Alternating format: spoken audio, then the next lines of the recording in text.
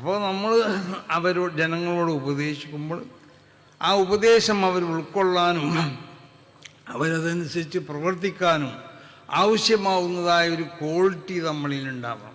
നമ്മളെ വാക്കിലത് വേണം, നമ്മളെ പ്രവർത്തനത്തിലത് വേണം. നമ്മൾ ചെയ്യാതെ നമ്മൾ ജനങ്ങളോട് ഉപദേശിക്കും. അത് ചിലപ്പോൾ ജനങ്ങളത് ഉൾക്കൊള്ളാൻ അവർ തയ്യാറായിക്കൊള്ളണമെന്നില്ല. അപ്പോൾ നമ്മളെ ജീവിത രീതി എന്താവണം? അത് A to Z വരെ അത് പൂർണ്ണമായും കൊണ്ടിട്ട് അത് തഖ്വയിൽ അധിഷ്ഠിതമായ സ്വഭാവങ്ങളാവണം.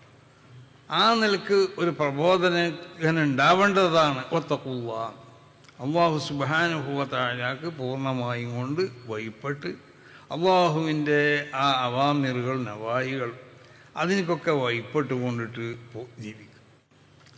അവൻ്റെ ഓരോ നിമിഷങ്ങളും എന്താവണം എന്നറിയോ? ആ നിമിഷങ്ങളിലുള്ള ഓരോ പ്രവർത്തനം അവൻ്റെ കൂടെയുള്ള ആളുകൾക്ക് പകർത്തപ്പെടാൻ പറ്റിയതായ സ്വഭാവങ്ങളാണ്. റസൂലുള്ളാഹി സ്വല്ലല്ലാഹു അലൈഹി വസല്ലം തങ്ങളും കൂടെ സഹാബത്ത് കൂടിയപ്പോൾ ആ നബീൻ്റെ ഓരോ പ്രവർത്തനങ്ങളും അധികം നബി പറയല്ല അവരോട് ചെയ്തിട്ടുള്ളത്.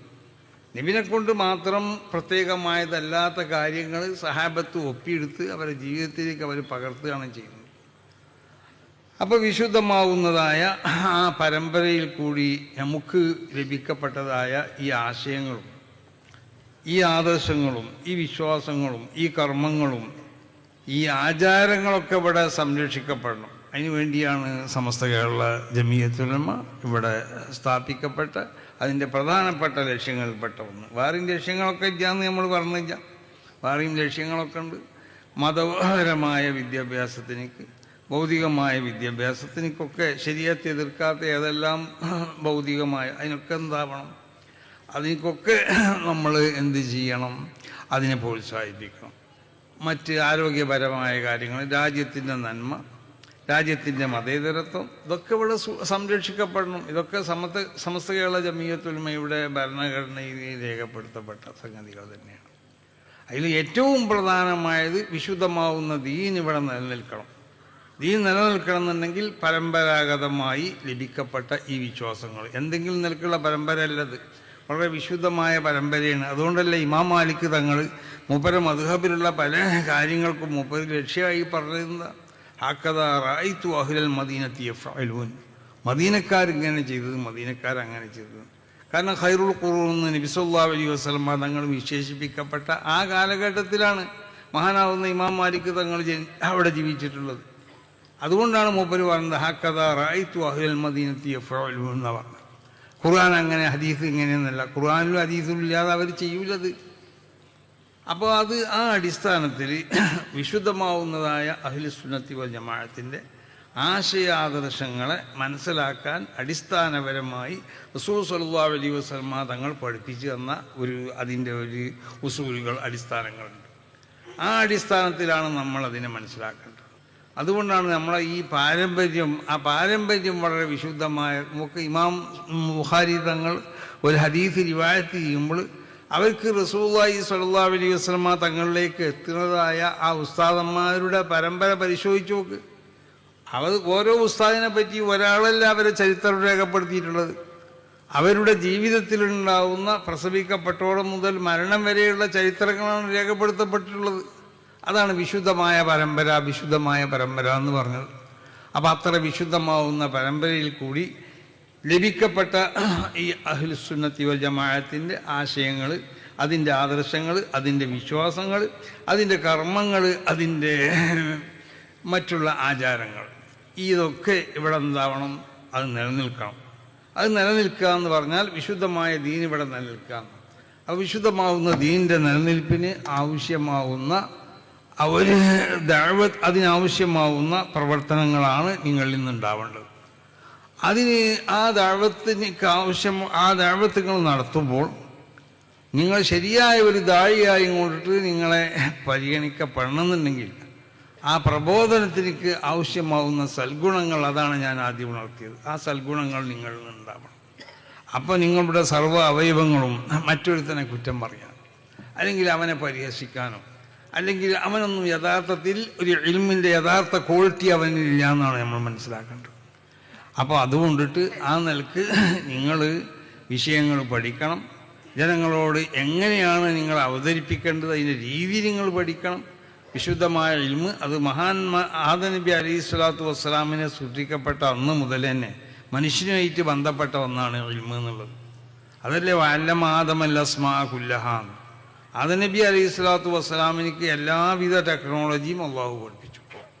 ആദം നബിൻ്റെ മക്കൾ 2 രൂപത്തിൽ അതിനെ ഉപയോഗിച്ചു. ശാസ്ത്രജ്ഞന്മാർ ഭൗതികമാവുന്ന അതിൻ്റെ ഉപകരണങ്ങൾ വികസിപ്പിച്ചെടുത്തുകൊണ്ടാണ് അവരത് മനസ്സിലാക്കിയത്. അള്ളാഹുവിൻ്റെ അമ്പിയാവോ ഔലിയാവോ അത് മനസ്സിലാക്കിയത് എങ്ങനെ? അവർ ഇലാഹിയാവുന്ന അതിൻ്റെ മാധ്യമങ്ങൾ ഉപയോഗിച്ചു കൊണ്ടിട്ട് അവർ മനസ്സിലാക്കി. അങ്ങനെ മനസ്സിലാക്കി എല്ലാവിധ അറിവുകളും എല്ലാ ടെക്നോളജികളും മനുഷ്യൻ പഠിക്കേണ്ടതാണ്. പക്ഷേ ഒരൊറ്റൊരു നിബന്ധന, അത് ശരീഅത്തിനോട് എതിരാവാൻ പാടില്ല. അപ്പം ആ നിലക്ക് ശരീഅത്തിനോട് എതിരല്ലാത്ത എല്ലാവിധ ഉലൂമുകളും ആവശ്യമാവുന്ന എല്ലാവരും എല്ലാം കൈവശപ്പെടുത്താമെന്നല്ല, ഓരോരുത്തരും അവർക്കുള്ളതായ വാസന അനുസരിച്ച് വിശുദ്ധമാവുന്ന ശരീഅത്തിൻ്റെ ഉലൂമുകൾ നമ്മൾ കൈവശപ്പെടുത്തി കഴിഞ്ഞാൽ പിന്നെ അതിൻ്റെ വികസനത്തിനും അതിൻ്റെ പ്രബോധനത്തിനും ആവശ്യമാവുന്ന പുതിയ ഏതെല്ലാം ടെക്നോളജികളുണ്ടോ അതൊക്കെ ഉപയോഗപ്പെടുത്തിക്കൊണ്ടിട്ട് നിങ്ങൾക്കിതിനെ വികസിപ്പിക്കുകയും ഇതിനെ പ്രചരിപ്പിക്കുകയൊക്കെ ചെയ്യാം. പക്ഷേ അടിസ്ഥാനപരമായി ഉണ്ടാവേണ്ടത് തഖ്വയാണ്. അപ്പോൾ തഖ്വയിൽ അധിഷ്ഠിതമാവുന്നതായ ആ ജീവിതം അത് എല്ലാ നിലക്കും ഉണ്ടാക്കി തീർക്കാൻ വേണ്ടി നമ്മളൊക്കെ ശ്രമിക്കണം. അത് നിങ്ങൾ മാത്രമല്ല, ഈ നാട്ടിലുള്ള എല്ലാവരും മുത്തഖീങ്ങളായി കൊണ്ട് ജീവിക്കാൻ വേണ്ടി നമ്മൾ ശ്രമിക്കണം. തഖ്വ എന്നത് ഏറ്റവും പ്രധാനപ്പെട്ട ഒരു സംഗതിയാണ്. ഇസ്തിഖാമത്ത് ദറജത്തുൻ ലൻ യുതീഖഹ ഇല്ലൽ അകാബിർ എന്ന മഹാന്മാർ അതിനെപ്പറ്റി വിശേഷിപ്പിച്ചിട്ടുള്ളത്. അത് വലിയ ആളുകളിലാണ് അതിൻ്റെ പൂർണ്ണമായ രൂപം കാണപ്പെടുക. സാധാരണക്കാർക്ക് അതിൻ്റെ പൂർണ്ണ രൂപത്തിൽ അത് ചെയ്യാൻ ചിലപ്പോൾ സാധിച്ചോളണമെന്നില്ല. അതുകൊണ്ടാണ് ഇസ്തഖീമു വലൻ തുതീഖു, ഇസ്തിഖാമത്തിനെ നിങ്ങൾ ഉണ്ടാക്കി തീർക്കണം. പക്ഷേ ഇസ്തിഖാമത്ത് ഒരു ഉന്നതമാവുന്ന അത് ദറജത്തുൻ ലൻ യുതീഖഹ ഇല്ലൽ അകാബിർ എന്ന. അപ്പം നിങ്ങളോട് ഉണ്ടാക്കണം എന്ന് പറഞ്ഞാൽ കഴിവിൻ്റെ പരമാവധി ഇസ്തിഖാമത്തിനുണ്ടാക്കി തീർക്കാം. അങ്ങനെ ശരിയായ തഖ്വയോടുകൂടി അള്ളാഹു കൽപ്പിച്ച സംഗതികളൊക്കെ കഴിവിൻ്റെ പരമാവധി നമ്മൾ ചെയ്യണം. നിർബന്ധമായതല്ല പറയണത്, സുന്നത്തായ സംഗതികൾ നിർബന്ധമായത് ഏതായാലും ചെയ്യണം. ശറഈയാവുന്ന ആദാബുകൾ നമ്മൾക്ക് വേണം. അള്ളാഹു നിരോധിച്ച ഹറാമുകളിൽ നിന്ന് നിർബന്ധമായി നമ്മൾ ഒഴിഞ്ഞിക്കണം. കറാഹത്ത് ഖിലാഫുല്ല അതിൽ നിന്ന് ഒഴിഞ്ഞിക്കണം. ഇതൊക്കെ നിരോധിക്കപ്പെട്ടത് തന്നെയാണ്. നെഹി അതിനൊക്കെ ഉണ്ട്. കറാഹത്തു മൻഹി തന്നെയാണ്. പക്ഷെ ജാസിമായ നെഹി അല്ല എന്ന് മാത്രമേ ഉള്ളൂ. ഖിലാഫുലൗലയും അത് മൻഹി തന്നെയാണ്. അപ്പോൾ ആ എല്ലാം മൻഹിയാത്തുകൾ തൊട്ട് ഒഴിഞ്ഞിക്കണം. അത് പൂർണ്ണമായി കൊണ്ട് ചിലപ്പോൾ സാധിച്ചോളണമെന്നില്ല സാധാരണ എല്ലാവർക്കും. അപ്പം അതുകൊണ്ടാണ് ഇസ്തഖീമു വലൻ തുതീഖു, കഴിയുന്നത്ര ഇസ്തിഖാമത്തിനെ ഉണ്ടാക്കി തീർക്കാൻ വേണ്ടി നമ്മൾ ശ്രമിക്കാം. അത് നമ്മളെ ഓരോ പ്രവർത്തനങ്ങളിലും അതുണ്ടാവണം. ആ നിലക്ക് ഇസ്തിഖാമത്തുള്ളവരായിക്കൊണ്ട് ജീവിക്കുക. അഹ്ലുസുന്നത്തി വൽ ജമാഅത്തിൻ്റെ വിശുദ്ധമായ ഈ ആശയങ്ങളും ആദർശങ്ങളിലൊക്കെ ഉൾക്കൊള്ളുകൊണ്ടിട്ട് അതിന് തുരങ്കം വെക്കുന്നതായ ഏതെല്ലാം പ്രവർത്തനങ്ങളുണ്ടോ അതിനൊക്കെ ഒഴിഞ്ഞുകൊണ്ട് ഇവിടെ ഈ നാടിൻ്റെ നന്മയ്ക്ക് വേണ്ടി ജീവിക്കുക, ഇവിടുത്തെ മതസൗഹാർദ്ദത്തിന് വേണ്ടി ജീവിക്കുക, ഇവിടുത്തെ സ്നേഹങ്ങൾ ഉണ്ടല്ലോ, മനുഷ്യ സ്നേഹം അത് ഇവിടെ ഉണ്ടാവണം. അതിനാവശ്യമാവുന്ന പ്രവർത്തനങ്ങൾ ചെയ്യുക. മറ്റുള്ള ചാരിറ്റി പ്രവർത്തനങ്ങൾ വിദ്യാഭ്യാസ മേഖലയിലും സാംസ്കാരിക മേഖലയിലൊക്കെ എന്തെല്ലാം നമുക്ക് ചെയ്യാൻ കഴിയുമോ അതൊക്കെ ചെയ്യുക. ആ നിലക്ക് ശരിയായ ഒരു മുഅ്മിനീങ്ങളായും കൊണ്ട് ജീവിക്കാൻ അല്ലാഹു സുബ്ഹാനഹു വ തആല നമുക്കൊക്കെ തൗഫീഖ് ചെയ്യട്ടെ.